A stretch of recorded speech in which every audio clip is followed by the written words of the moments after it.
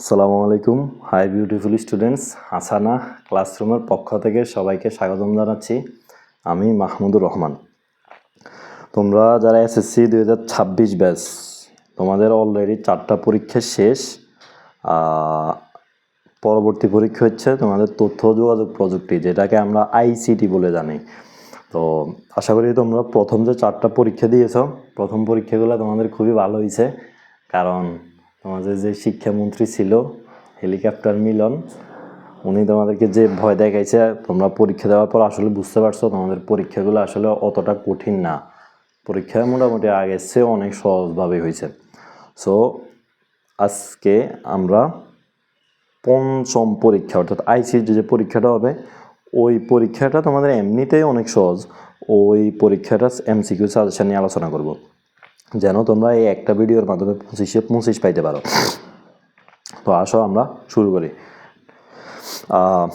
MCQ suggestion 25 পাওয়ার জন্য যা যা পড়বা, তোমাদের এমনিতে হচ্ছে যে সংক্ষিপ্ত সিলেবাস, তোমাদের সংক্ষিপ্ত সিলেবাসে 4টা অধ্যায় আছে।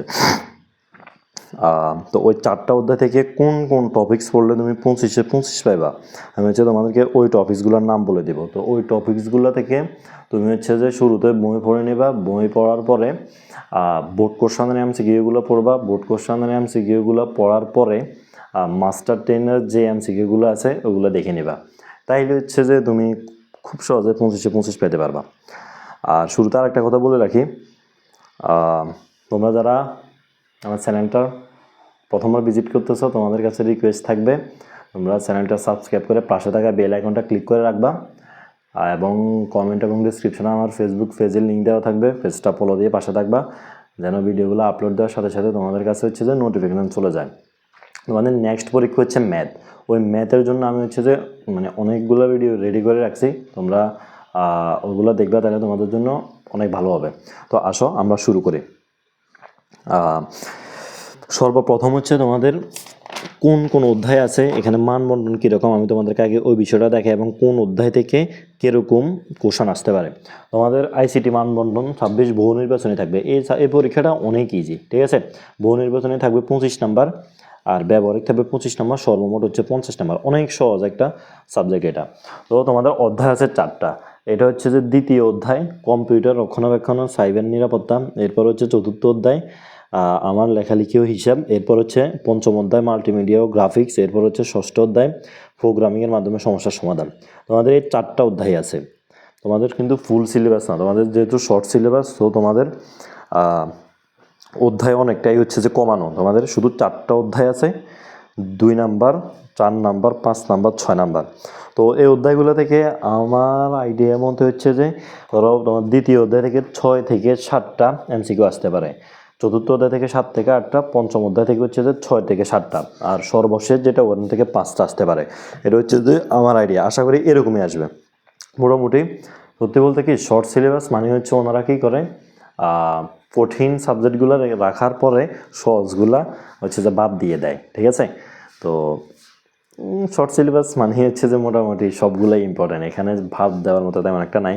তো তোমাদের আছেই হচ্ছে 4টা, ঠিক আছে। তো তোমরা হচ্ছে যে এই 4টা ভালোভাবে দেখবা। এখান থেকে মোটামুটি কাছাকাছি 4টা থেকে প্রায় একই মানের কোশ্চেন বা একই নাম্বারের কোশ্চেন আসার সম্ভাবনা সবচেয়ে বেশি। বাট সবচেয়ে ইম্পর্টেন্ট যেটা, এটা হচ্ছে 2 নাম্বার অধ্যায় আর 5 নাম্বার অধ্যায়। আমি যদি আবার বলি তোমাদেরকে, সবচেয়ে ইম্পর্টেন্ট হচ্ছে 2 নাম্বার আর 5 নাম্বার, বাট সবগুলাই ইম্পর্টেন্ট। আসো আমরা সামনে আগাই। তোমাদেরকে তো আমি বলছি, তোমাদেরকে প্রত্যেকটা অধ্যায়ে তুমি কোন কোন টপিক্সটা একটু ভালোভাবে পড়বা, ওই টপিক্সগুলো আমি তোমাদেরকে নাম দেখাই দেবো আলাদা আলাদাভাবে, ঠিক আছে। তো দেখো, সর্বপ্রথম যে বিষয়টা ওইটা হচ্ছে যে দ্বিতীয় অধ্যায়। সর্বপ্রথম কোনটা, ওইটা হচ্ছে দ্বিতীয় অধ্যায়। তো দ্বিতীয় অধ্যায়ের নাম হচ্ছে কম্পিউটার রক্ষণাবেক্ষণ ও সাইবার নিরাপত্তা। এখানে তোমরা 5টা পার্ট ভালোভাবে দেখবা, ঠিক আছে। আমি তো তোমাদেরকে শুরুতেই বলছি তোমরা কীভাবে পড়বা। তোমরা হচ্ছে যে শুরুতে বই থেকে রিডিং পড়ে নেবা। আইসিটি বইটা অনেক ছোট, তারপরে তোমাদের হচ্ছে সংক্ষিপ্ত সিলেবাস।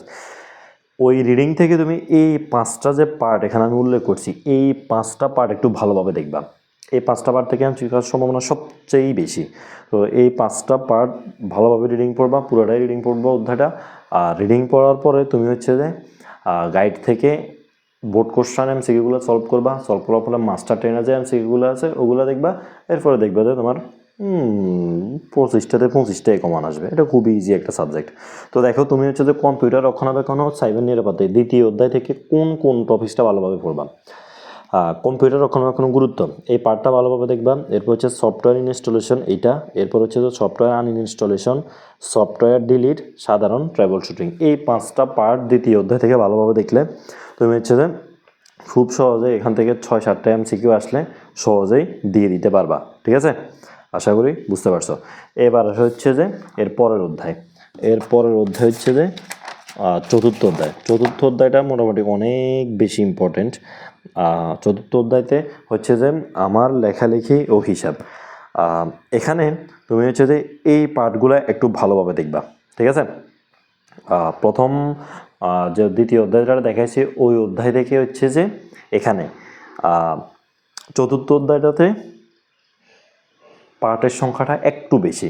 সো তোমরা একটু ভালোভাবে পড়বা, তাইলে হচ্ছে যে খুবই ভালো হবে। তো দেখো এখানে কোন কোন পার্টের কথা বলতেছি আমি।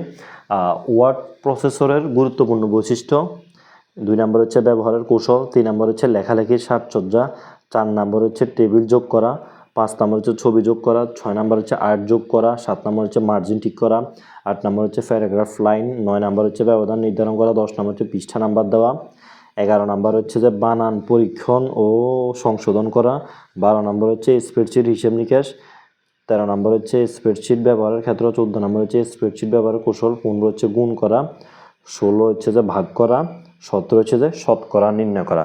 এই পার্টগুলো তুমি ভালোভাবে দেখলে এই অধ্যায় থেকে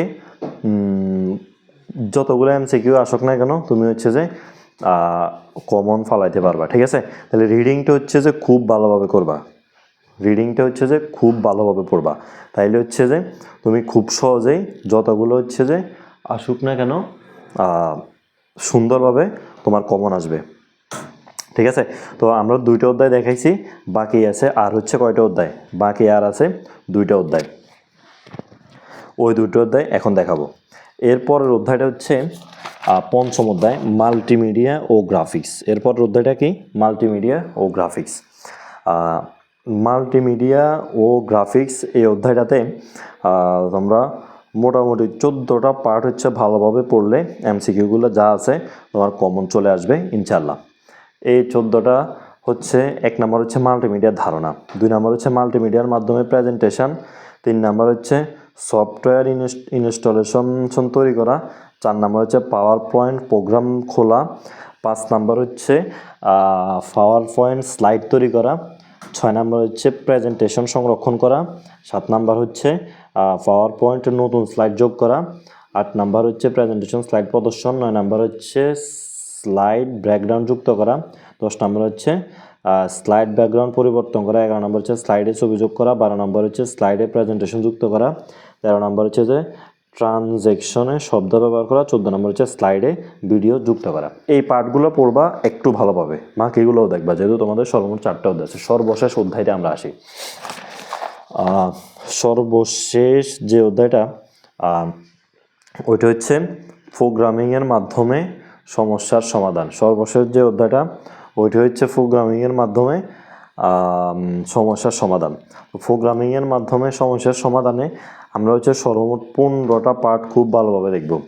সর্বমোট কয়টা পার্ট, 15টা পার্ট হচ্ছে যে খুব ভালোভাবে দেখব। ওই 15টা পার্টের ভিতরে হচ্ছে কি 1 নম্বর হচ্ছে যে প্রোগ্রামিং ভাষা, 2 নম্বর হচ্ছে যে মেশিন ভাষা, 3 নম্বর হচ্ছে পাইথনের প্রোগ্রামিংয়ের যাত্রা, 4 নম্বর হচ্ছে চলক বা ভেরিয়েবল নামকরণ, 5 নম্বর হচ্ছে ভেরিয়েবল ডাটা সংরক্ষণ, 6 নম্বর হচ্ছে ভ্যালু অ্যাসাই করা, 7 নম্বর হচ্ছে ডাটা টাইপ করা, 8 ডাটা টাইপের রূপান্তর, 9 প্রোগ্রামের ডাটা ইনপুট দেওয়া, 10 গাণিতিক অপারেশন, 11 প্রোগ্রামের শর্ত ব্যবহার, 12 ম্যাচ স্টেটমেন্ট, 13 হচ্ছে যে প্রোগ্রামের লোকের ব্যবহার, 14 হচ্ছে পাইথন প্রোগ্রামিং ভাষা ব্যবহার করে কোডিং করা, আর এরপরে 15 নম্বর হচ্ছে পাইথন প্রোগ্রামিং ভাষা ব্যবহার করে সাধারণ সমস্যার সমাধান। তো আমাদের সর্বমোট এই 4টা অধ্যায় ছিল। তো তোমরা হচ্ছে যে এই 4টা অধ্যায়ের এই পার্টগুলো যদি একটু ভালোভাবে দেখো, তাইলে হচ্ছে যে তোমরা খুব সহজেই আইসিটি সাবজেক্টে তোমরা যে 25-25 মার্ক, ওই 25-25 মার্ক হচ্ছে যে খুব সহজেই তোমরা কমন ফালাইতে পারবা ইনশাল্লাহ। আর তোমরা অলরেডি তো 4টা পরীক্ষা দিয়ে দিছো, দেখছো তোমাদের পরীক্ষার কোশ্চেন কেমন হয়। পরীক্ষার কোশ্চেন কিন্তু অতটা হার্ড হয় না। তোমরা যতটুকু ভাবছিলে যে আগে থেকে এখন সরকার চেঞ্জ হয়েছে তো বা শিক্ষামন্ত্রী, তোমরা তো অনেক ভয় পাও ওনাকে, ওনাকে হেলিকপ্টার মিলন বলে। আর যাই হোক, তোমাদের কোশ্চেন দেখছো, 4টা পরীক্ষা দিছো তোমরা,